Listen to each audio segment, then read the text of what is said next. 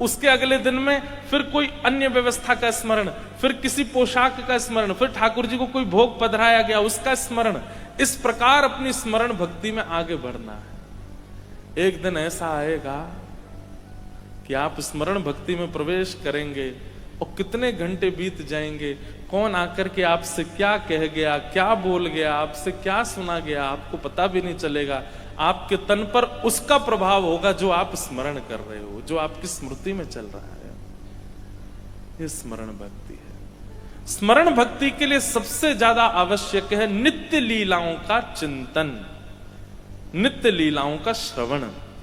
अपनी आज ही कहीं जाकर के आप लोग कोई लीला चिंतन करने लगेंगे, क्षमा कीजिएगा, कुछ ऐसा चिंतन में आ जाएगा जो नहीं आना चाहिए था। इसलिए जल्दीबाजी मत कीजिएगा, पहले खूब रसिकों को सुनो, रसिकों के पद गाओ, रसिकों का ध्यान कर करके उनकी भावों को, उनकी लीलाओं का चिंतन करो। उसके बाद लंबा समय रसिकों को देने के बाद तब स्मरण भक्ति में प्रवेश करो।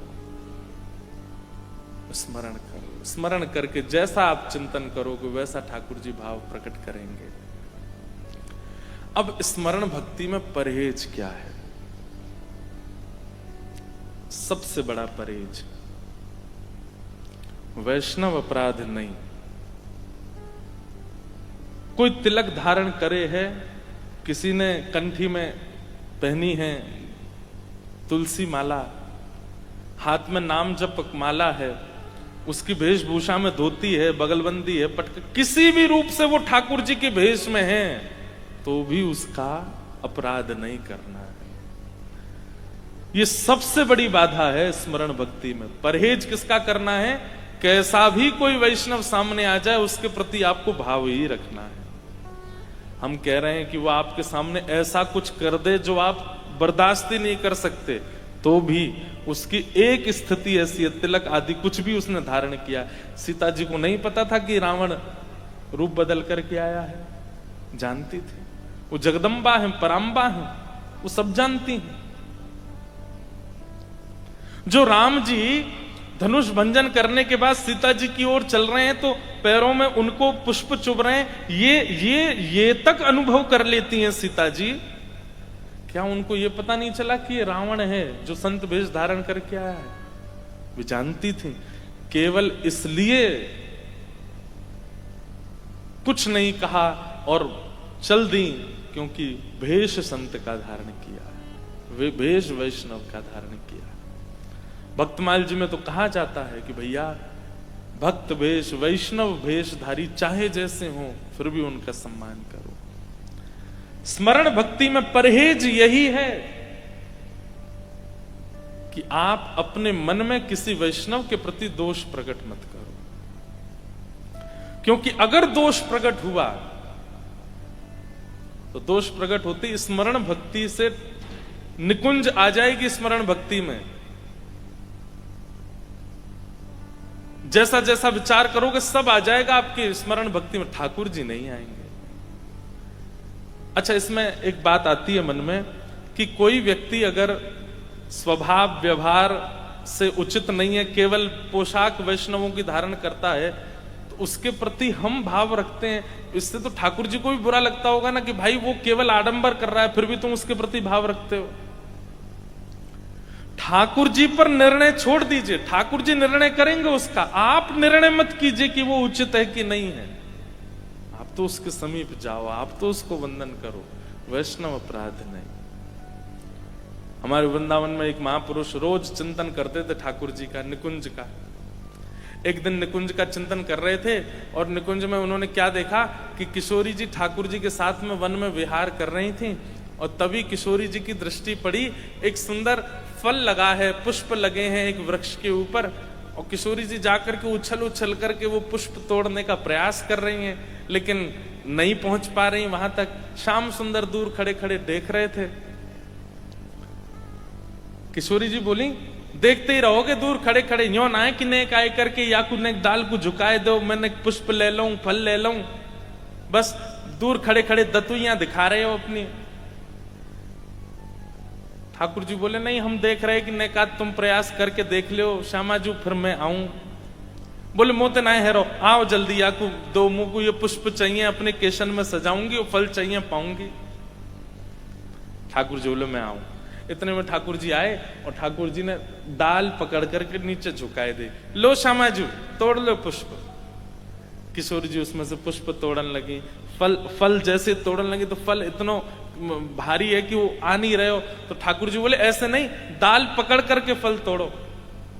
तो किशोरी जी ने भी डाल पकड़ी, जैसे ही फल तोड़न लगे इतने में ठाकुर जी ने अपने हाथ से डाल छोड़ दी और किशोरी जी ने कस के पकड़ रखी। तो जैसे ही डाल ऊपर गई, किशोरी जी भी बाकी संग में लटक गई ऐसे ऊपर थाड़ी है गई। ठाकुर जी बोले हाँ ऐसे ही रहो, आप ऐसे दिखता रहूंगा। अब ये लीला एक महापुरुष अपने स्मरण में चिंतन कर रहे थे, और जैसे ही ठाकुर जी ने वो डाल छोड़ी और किशोरी जी ऊपर गई, वो महापुरुष जोर जोर से हंसने लगे। अरे श्याम सुंदर तुम्हारी लीला अद्भुत है, अरे लाला जी कहा कर दियो, किशोरी जी हमारी बड़ी कोमल है, तुमने जी कहा कर दियो, डाल पे लटक गई बेचारी, अरे जल्दी नीचे करो। अब वो जोर जोर से हंसे, हंसते हंसते नेत्रों से आंसू आवे। विचार कीजिएगा, इधर देखो, विचार कीजिएगा। वे तो केवल लीला स्मरण करके हंस रहे थे, लेकिन तभी सामने से एक ब्रजवासी जा रहा था, उसका एक पैर नहीं था और थोड़ा वो ऐसे अचक के चल रहे थे, और तभी ये महापुरुष हंसने लगे। तो उसको ऐसा लगा कि ये मेरी लाचारी पर हंस रहे हैं, मेरी दुर्बलता पर हंस रहे हैं। उनके मन में जैसे ये भाव आया, मेरी दुर्बलता पर हंस रहे हैं, इतने में ही उन महापुरुष के चित्त में किशोरी जी ऐसी डाल पे खड़ी हैं और ठाकुर जी नीचे से हंस रहे हैं। बस यही दृश्य दिखते दिखते दिखते ठाकुर जी और किशोरी जी अंतर्ध्यान हो गए। क्यों अंतर्ध्यान हुए? क्योंकि वैष्णव अपराध बन गया। अब वो बाबा इतनी चिंता में आगे, बोले अरे ये लीला अधूरी कैसे रह गई, ये लीला यहीं पर विश्राम क्यों हो गई, ये आगे लीला का विस्तार क्यों नहीं हुआ। नेत्र बंद करके चिंतन करने लगे, ठाकुर जी से निवेदन करने लगे, हे श्याम सुंदर आप कहां चले गए, किशोरी जी कहां चली गई, आप दोनों अंतर्ध्यान क्यों हो गए। ठाकुर जी नहीं आए। सोचो, वर्षों की तपस्या, वर्षों की परिश्रम, वर्षों का ध्यान, वर्षों की जप, सब एक अपराध से सब नष्ट हो गया। खूब यमुना स्नान किए, खूब वृंदावन परिक्रमा लगाई, लेकिन पुनः स्मरण में ठाकुर जी नहीं आए। तब अपने गुरुदेव से जाकर के कहा, गुरुदेव ऐसे ऐसे सब लीला हुई। रोज ठाकुर जी चिंतन में आते थे, रोज ठाकुर जी स्मरण में आते थे, नित्य नित्य नूतन लीलाएं करते थे, कभी रुलाते थे, कभी हंसाते थे,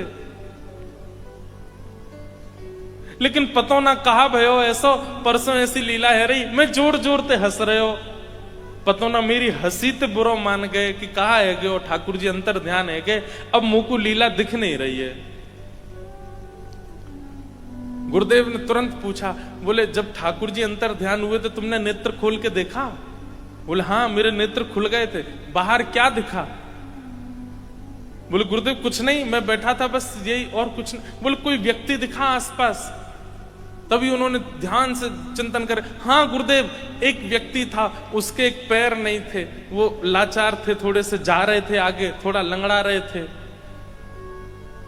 गुरुदेव बोले हो ना हो, तुम्हारी उस क्रिया से, तुम्हारी उस हंसी से उनको ऐसा लगा होगा कि तुम उनकी लाचारी पर हंस रहे हो, और वो कहीं ब्रजवासी होंगे, कोई वैष्णव होंगे, उनके बुरा मानने से ठाकुर जी तुम्हारे हृदय से प्रस्थान कर गए। जब तक वो तुम्हें क्षमा नहीं करेंगे तब तक ठाकुर जी नहीं आएंगे। क्या करूं गुरुदेव? बोले भंडारा करो, सबको निमंत्रण दो, और जितने वैष्णव में इसके दो ही उपाय हैं, या तो जिसके प्रति अपराध बना है वो तुम्हें क्षमा करे, और यदि वो तुम्हें अब नहीं मिल सकते हैं तो उनके बदले कम से कम 100 महापुरुष तुमको क्षमा करें, तब जाकर के वैष्णव अपराध दूर होगा। उन्होंने भंडारा कराया, भंडारा करा करके जितने महापुरुष पधारे सबको दक्षिणा प्रदान करें और सबके चरणों में प्रणाम करके कान पकड़ के कहें मुझे क्षमा कर दो।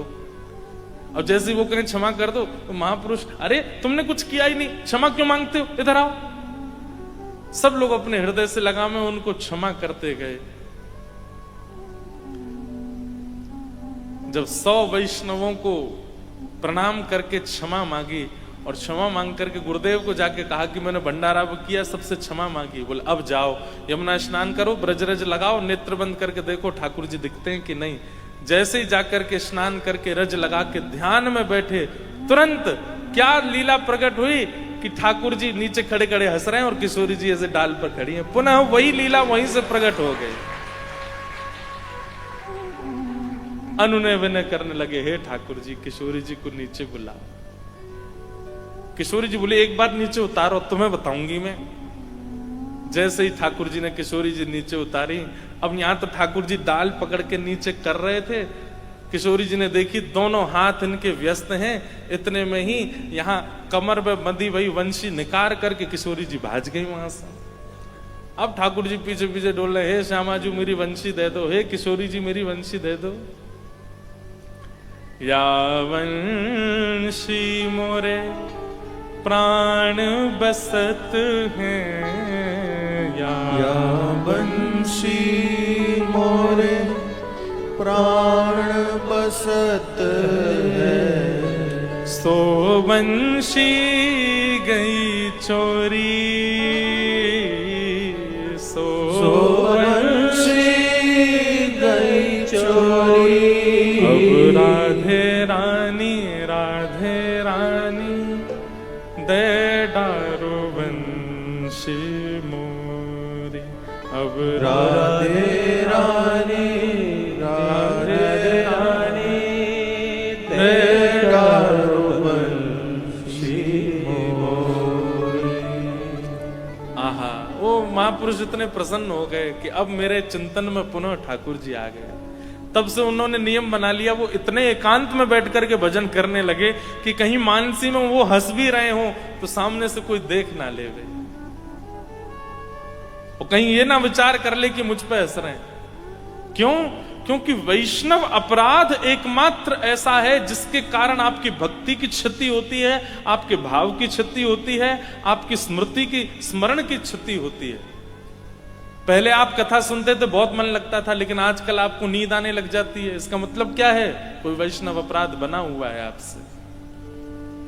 पहले आपका नाम जप बहुत बढ़िया चलता था, लेकिन आजकल आपको नाम जप में आलस आने लग गया है, ठाकुर जी की सेवा में आलस आने लग गया है। इसका मतलब कोई वैष्णव अपराध बना है आपसे। पहले ठाकुर जी की भोग सामग्री बहुत बढ़िया सिद्ध करते थे, लेकिन अब कभी चीनी ज्यादा हो जाती, कभी नमक तेज हो जाए, कभी मिर्ची तेज हो जाए, कोई वैष्णव अपराध बना है आपसे। इसीलिए सेवा में विघ्न आ रहा है। और सेवा में विघ्न तो चलो कई बार ऐसे ही आ जाते हैं, पर आपकी स्मरण भक्ति में यदि विघ्न आ रहा है तो इसका मतलब है कोई वैष्णव अपराध आपसे बना है। इसलिए स्मरण भक्ति का परहेज है, कोई वैष्णव अपराध ना बने। सब वैष्णवों के आगे हाथ जोड़ा करो, सबसे प्रार्थना किया करो, और बोल के जाके नहीं कहना कि हमें क्षमा करो, दूर से ही उनके चरणों में प्रणाम निवेदन करके हमें क्षमा कर दीजिए, हमसे कोई वैष्णव अपराध ना बन जाए। ठाकुर जी से ठाकुर जी को मांगना, ठाकुर जी से धाम मांगना, ठाकुर जी, ये तो बहुत आगे की बात है। उससे पहले बहुत पवित्रताएं मांगनी है ठाकुर जी से।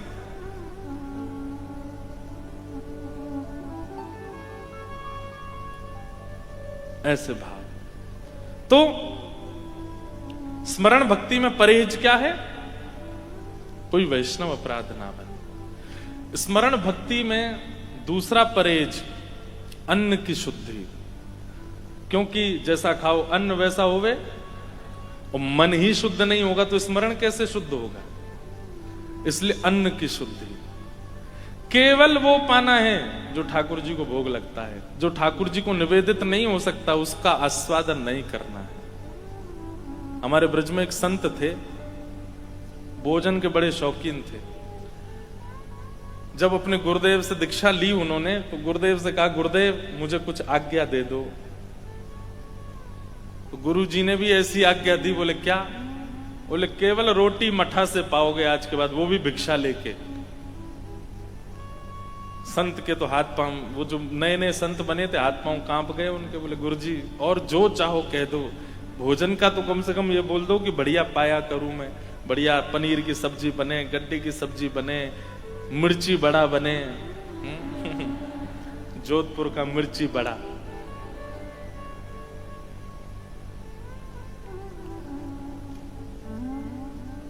और क्या बनता है जोधपुर में?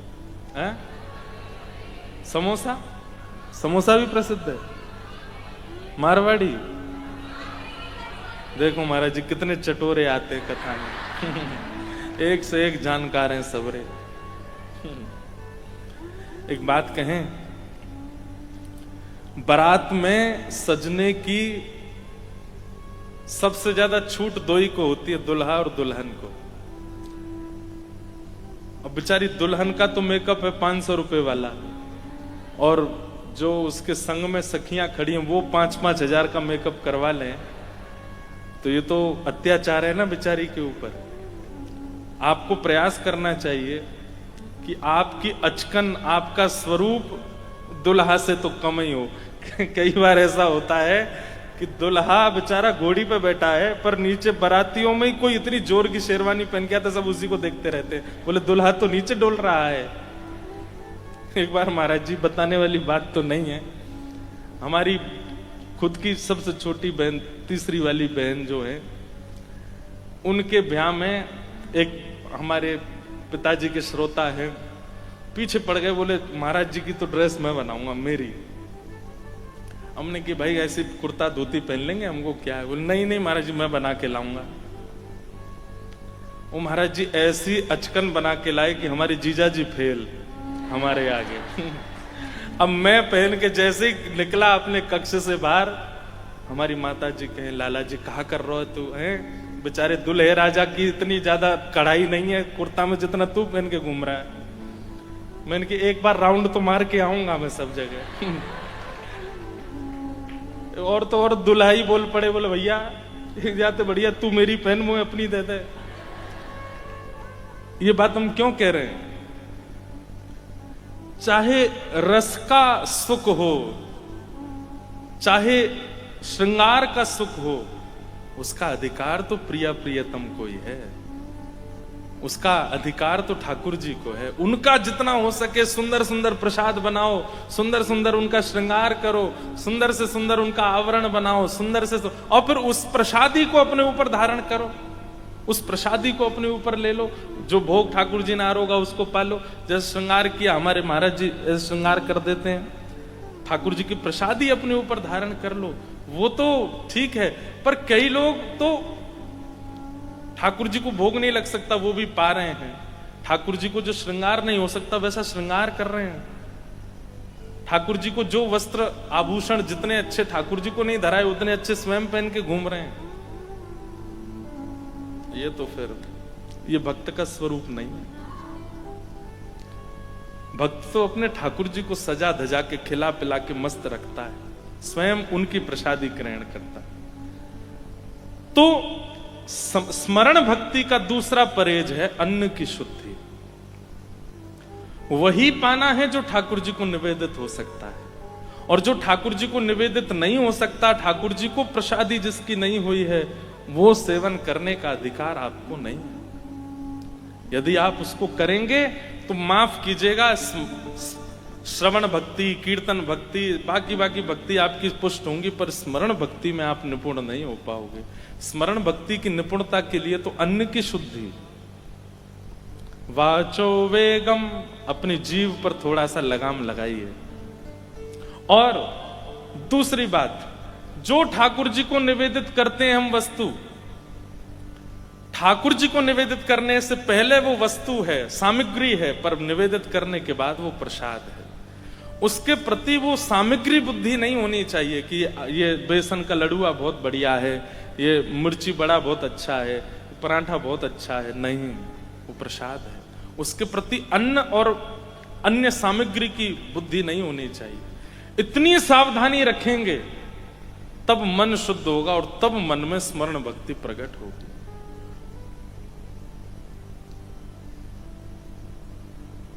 अन्न की शुद्धि,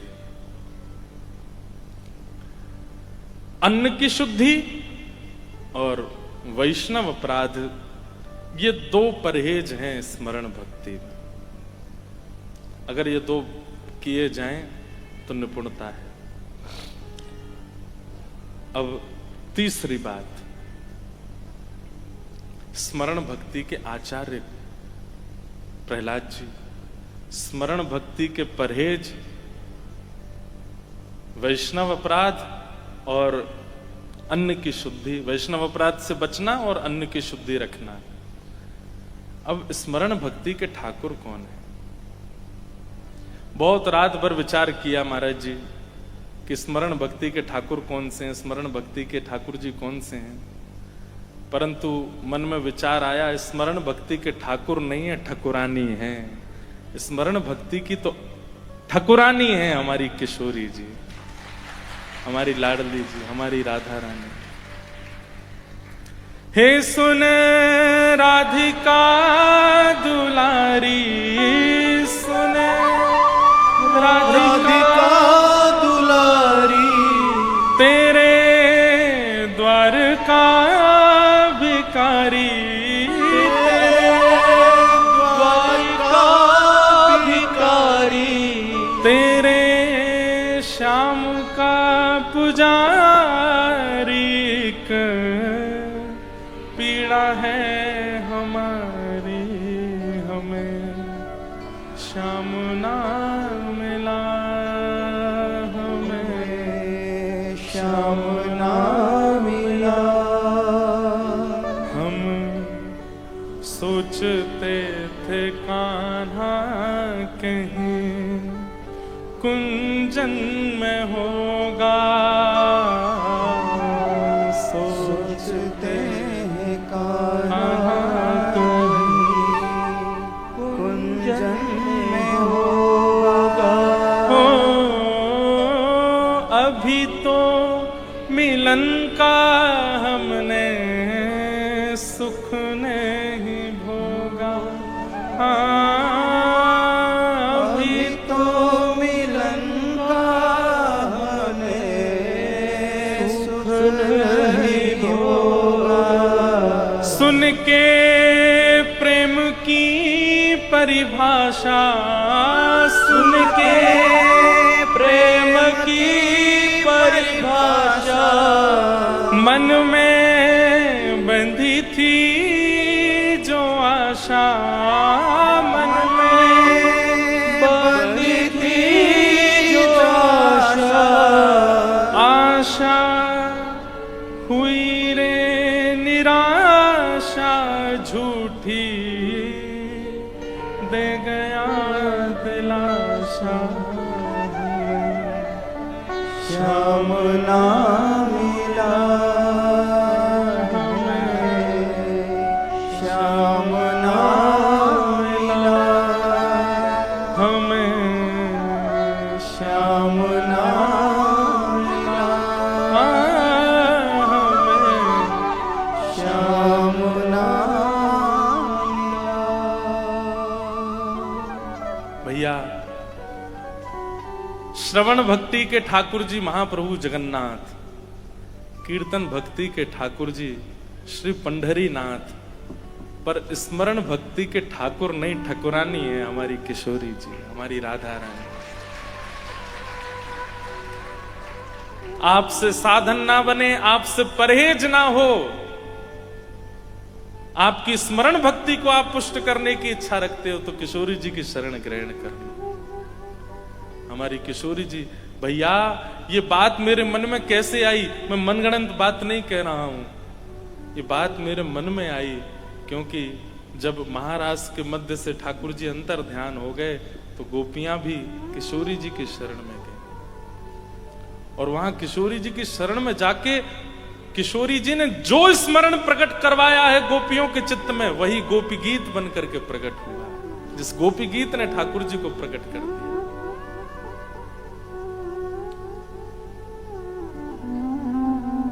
गोपियां क्या कर रही हैं? वह स्मरण प्रकट कर रही हैं, वो स्मृतियां प्रकट करके ठाकुर जी से कह रही हैं जो उनके साथ घट चुकी है। और वही स्मरण जब गाया गया और गाते गाते गाते जब रुदन हुआ, तभी श्याम सुंदर प्रकट हुए। इससे ये बात पुष्ट होती है कि स्मरण भक्ति के ठाकुर नहीं, ठकुरानी है। स्मरण भक्ति की ठकुरानी हमारी किशोरी जी है, हमारी लाडली जी है, श्री राधा रानी।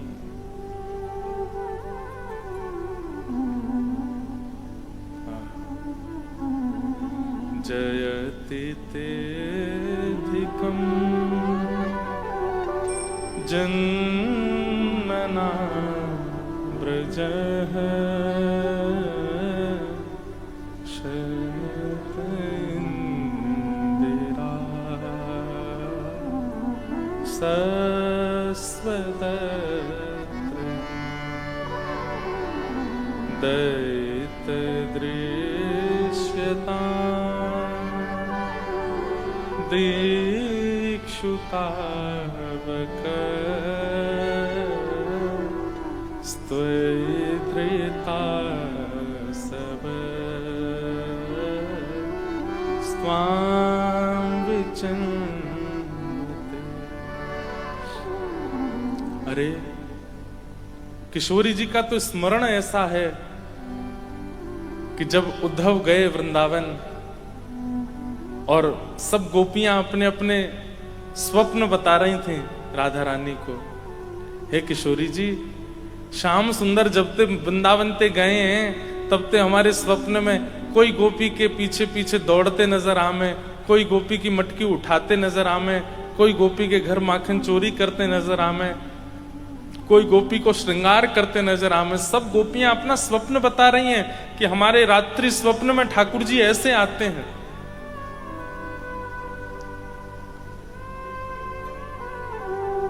गोपियां कहती हैं, हे श्यामाजू, ने अपने स्वप्न के बारे में बताओ, आपके स्वप्न में ठाकुर जी कैसे आते हैं?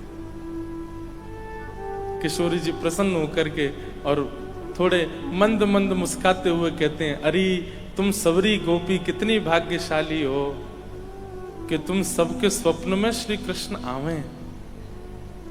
पर मैं तो कहा बताऊं, जाद नाते श्याम सुंदर वृंदावन छोड़ के गए, मेरी बैरिणी निद्रा भी उन्हीं के संग चली गई। तुम नींद आती है तो स्वप्न देखती हो, पर मोह तो नींद ही ना आवे। स्मरण भक्ति मतलब वो व्याकुल कर देती है, तब भोजन की इच्छा नहीं रहती, तब पान की इच्छा नहीं रहती, कुछ कहीं जाने की इच्छा नहीं होती। पर हम पा भी लेते हैं, हम खा भी लेते हैं, हम चले भी जाते हैं, इसका मतलब स्मरण भक्ति पुष्ट नहीं। किशोरी जी की स्मरण भक्ति तो देखो, 100 वर्ष बाद जब ठाकुर जी मिलते हैं कुरुक्षेत्र में, तब रुक्मणी जी किशोरी जी का दर्शन करने गई और दूध लेकर के गई हैं। संवाद तो बड़ा है, पर रुक्मणी जी का भाव ऐसा कि जैसे किशोरी जी के सन्मुख कहती हैं कि मैं आपके लिए उपहार में दुग्ध लाई हूं, तो किशोरी जी कहती हैं, रुक्मणी तुम्हारा उपहार स्वीकार है, पर जादना से श्याम सुंदर गए हैं व्रज वृंदावन से, वादिन से मैंने गौ सामग्री स्वीकार नहीं करी है। निद्रा और दुग्ध, ये 2 स्वीकार सुख में किए जाते हैं, ये 2 स्वीकार आनंद में किए जाते हैं, और मेरा आनंद तो श्री कृष्ण है। जब श्री कृष्ण ही मथुरा चले गए, द्वारिका चले गए, तो ये मैं आनंद कैसे कर सकूं?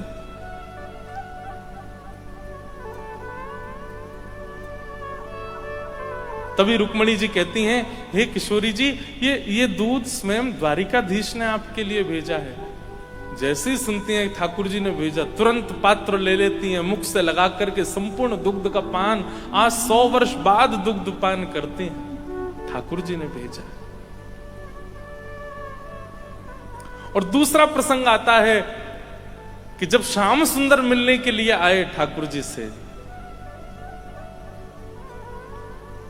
प्रसंग बहुत वृहद हैं और बहुत अद्भुत हैं, मैं ज्यादा उसमें प्रवेश नहीं कर रहा हूं, केवल सांकेतिक रूप से कह रहा हूं।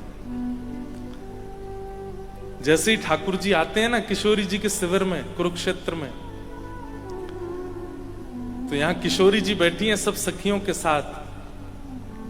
ठाकुर जी को वृंदावन से गए 100 वर्ष हो चुके हैं, और तभी सब सखियां बात करती हैं और किशोरी जी से कहती हैं यहीं कुरुक्षेत्र में द्वारिका के लोगों का शिविर भी लगा है, और हमने तो सुनी है आज सूर्य ग्रहण के अवसर पर श्याम सुंदर के पुष्प अर्चन चल रहे हैं, तुलसी अर्चन चल रहे हैं। किशोरी जी प्रसन्न होती हैं, अच्छी बात है, कुछ पुष्प अपने यहां से भी भिजवा दो ठाकुर जी की सेवा में। और अचानक बोलते बोलते किशोरी जी स्तब्ध हो जाती हैं। सब सखियां कहती हैं, हे श्यामाजू आप कछु कह रही, कहा भयो? किशोरी जी कहती हैं कि अभी व्यार चली और जो हवा आई है ना बाहर से, वाह वायु में श्याम सुंदर के अंग की सुगंधी आ रही है। अरे विशाखा ने जाके देखियो कहीं श्याम सुंदर तो नहीं आ रहे हैं। विशाखा जी बोली, हे लाडली जी आपको तो ऐसी व्यार कितनी बार अनुभव हो चुकी हैं, पर हर बार हम देखवे जामे श्याम सुंदर नहीं। अरे उनको तो पुष्प अर्चन चल रहा है, तुलसी अर्चन चल रही, वो कैसे आएंगे यहाँ पे? किशोरी जी कह रही हैं, पर इस बार की सुगंधी पूर्ण रूपेण वैसी है जैसी श्याम सुंदर के अंग की है, एक बार जाके देखना कहीं श्याम सुंदर आ रहे हैं। विशाखा जी जाकर के जैसे ही पर्दा हटाती हैं तो देखती हैं कि श्याम सुंदर चले आ रहे हैं, द्वारिकाधीश किशोरी जी की तरफ आ रहे हैं।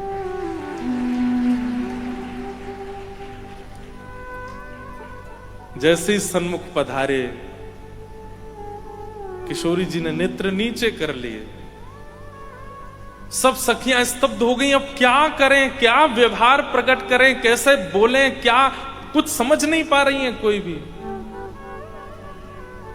जिस सिंहासन पर किशोरी जी बैठी हैं, ठाकुर जी आकर के उसी सिंहासन से टेक लगा करके अपने मुकुट उतार करके और श्री किशोरी जी के चरणों पर हाथ रख करके बैठ जाते हैं। स्पर्श करते ही किशोरी जी का संपूर्ण अंग कंपायमान हो जाता है। किशोरी जी भी सिंहासन से नीचे आ जाती हैं, ठाकुर जी के बगल में बैठ जाती हैं, और ठाकुर जी कहते हैं, किशोरी जी इतने वर्ष बाद आप मिली हैं, देखेंगे नहीं मेरी ओर? किशोरी जी कह रही हैं कि तब के देखे श्याम सुंदर तो चित्त से अभी तक निकल नहीं पाए, अब अगर देखूंगी तो फिर आगे स्थिति कैसी होगी, या भय से मैं नहीं देख रही। ठाकुर जी ने ठोड़ी पर हाथ रख के अपनी ओर मुख किया, और किशोरी जी जैसे ही ठाकुर जी को देखती हैं नेत्र सजल हो जाते हैं। थोड़ी देर तक निहारने के बाद किशोरी जी इशारा करती हैं, हे ललता विशाखा श्रृंगार पेटिका लेके आओ। और श्रृंगार पेटी आते ही किशोरी जी ठाकुर जी का जो द्वारिकाधीश भेष में हैं, उन्हीं द्वारिकाधीश का अब ब्रज के नंदन के रूप में श्रृंगार करती हैं। वैसी कटकाचनी पहनाती हैं, वैसी गुंजा माला पहनाती हैं, कमल के हार पहनाती हैं, कानन में सुंदर मकराकृत कुंडल धारण कराती हैं, सिर से मुकुट उतार करके पाग बांधती हैं, पाग बांध करके मोती पधराती हैं, सिर पर मोर पिच्छ धारण कराती हैं, सुंदर चंदन से पत्रावली बना करके खूब सुंदर कपोल तक का श्रृंगार कर देती हैं। अपने सुंदर नेत्रों से अंजन लेकर के ठाकुर जी के नेत्रों में पधराती हैं। और वही द्वारिकाधीश जो थोड़ी देर पहले राजकीय वेशभूषा में दिख रहे थे, किशोरी जी के स्पर्श है ही अब फिर से नंद नंदन ब्रज और चंदन जैसे दिखने लगे, ब्रज के ठाकुर जी के रूप में प्रकट हो गए।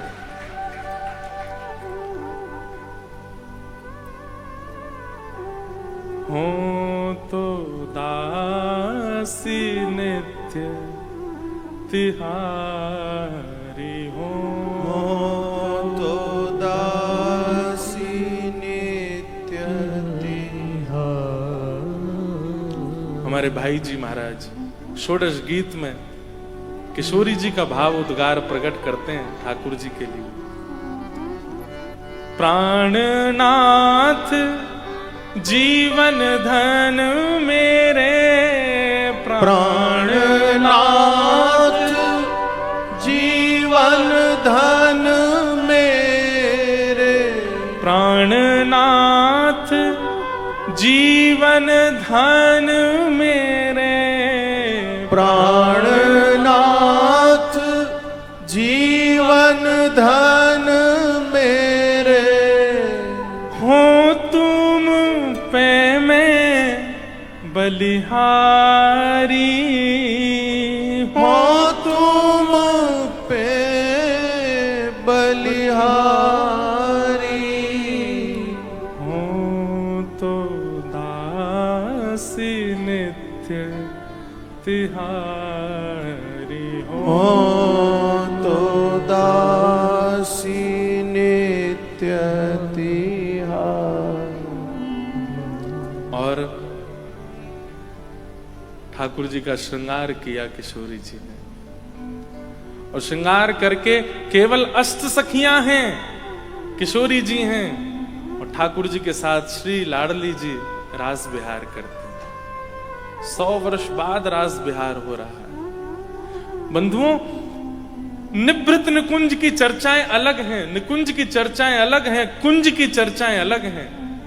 ये रास विहार कुंज में हो रहा है, जिस कुंज में सब लीलाएं हैं, द्वारिका लीला, मथुरा लीला, सब लीलाएं हैं। निभृत निकुंज में तो आज भी रास विहार होता है ठाकुर जी का, पर निकुंज की लीला में तो ठाकुर जी द्वारिकाधीश हैं। कुंज की लीला में द्वारिकाधीश के साथ ठाकुर जी, किशोरी जी रास विहार कर रहे हैं। और रास विहार करके जब ठाकुर जी वापस अपने शिविर की ओर जा रहे हैं, तब आज 100 वर्ष बाद किशोरी जी कहती हैं, अरे ललिते नेक सेज बिछाए दे, मुझको नींद आ रही है, आज सोऊंगी मैं।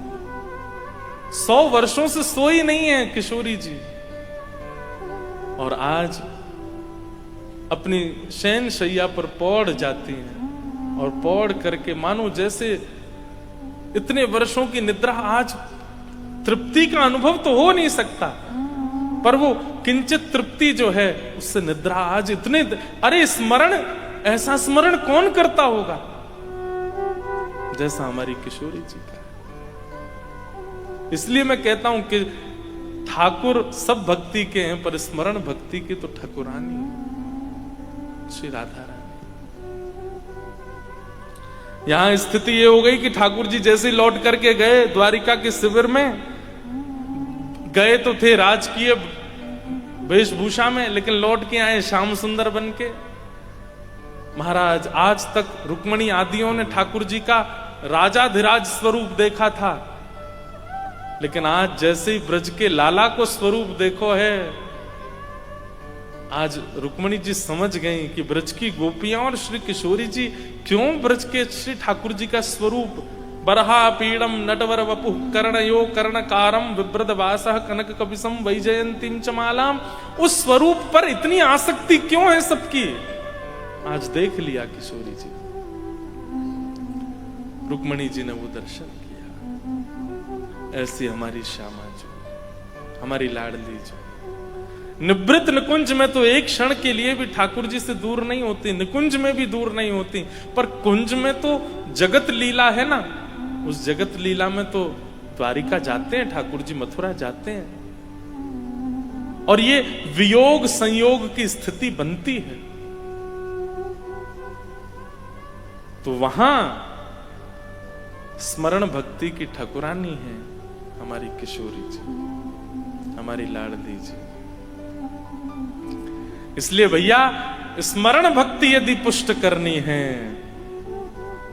मोहे तो भरोसो है तेरो रे किशोरी राधे, मोहे तो भरोसो है तेरो रे किशोरी राधे, मोहे तो भरोसो है तेरो रे किशोरी राधे, मोहे तो भरोसो है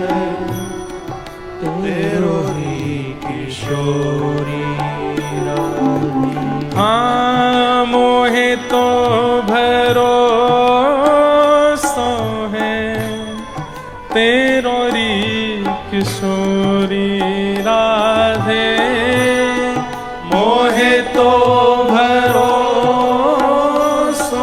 है तेरो री किशोरी राधे मोहे तो भरोसो है तेरो री किशोरी राधे मोहे तो भरोसो है तेरो ही किशोरी राधे मोहे तो भरोसो है तेरो रे किशोरी राधे मोहे तो भरोसो है तेरो ही किशोरी राधे। हमारे ब्रज में किशोरी जी के सन्मुख ये भाव गाते हैं।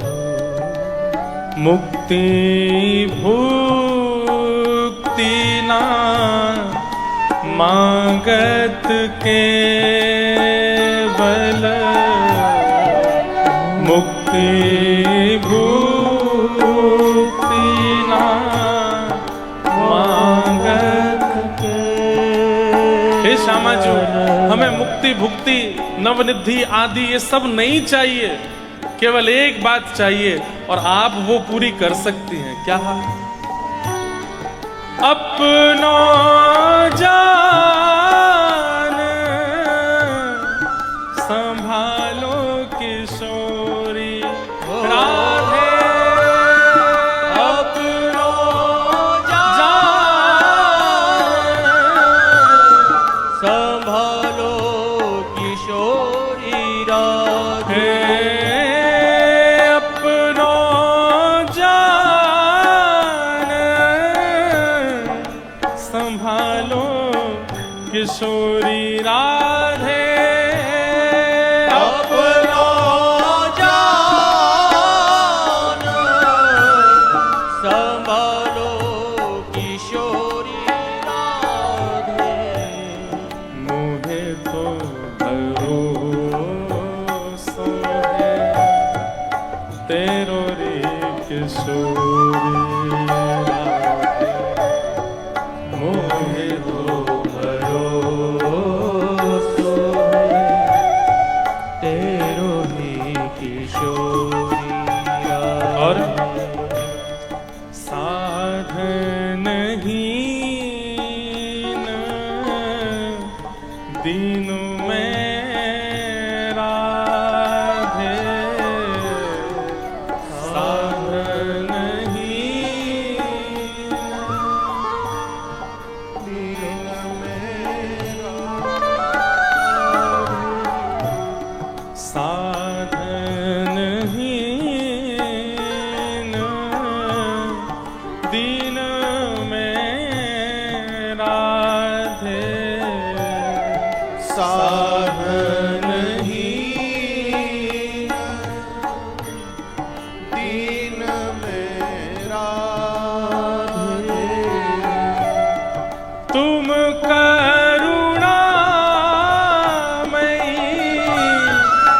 प्रेम अगाधे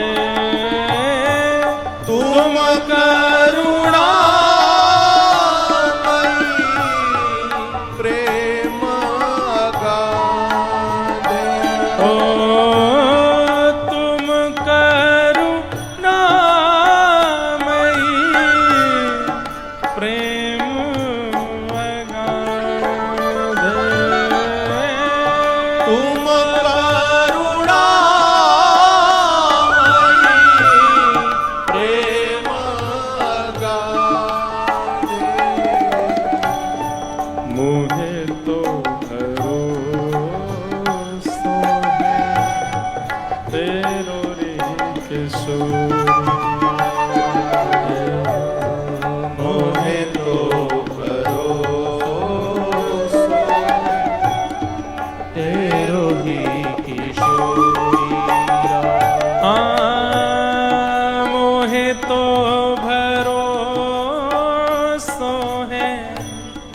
तेरो री किशोरी राधे मोहे तो भरोसो है तेरो री किशोरी राधे मोहे तो भरोसो है तेरो री किशोरी राधे मोहे तो भरोसो है तेरो ही किशोरी राधे मोहे तो भरोसा तेरो रे किशोरी मोहे तो भरोसो है तेरो ही किशोरी तेरो रे किशोरी राधे तेरो ही किशोरी स्मरण भक्ति के ठाकुरानी है हमारी किशोरी जी। यदि कभी लगता हो कि हमारे स्मरण भाव में कोई कहीं कोई कमी है, कोई चूक है, तो किशोरी जी के स्मरण भाव को पूर्ण करो।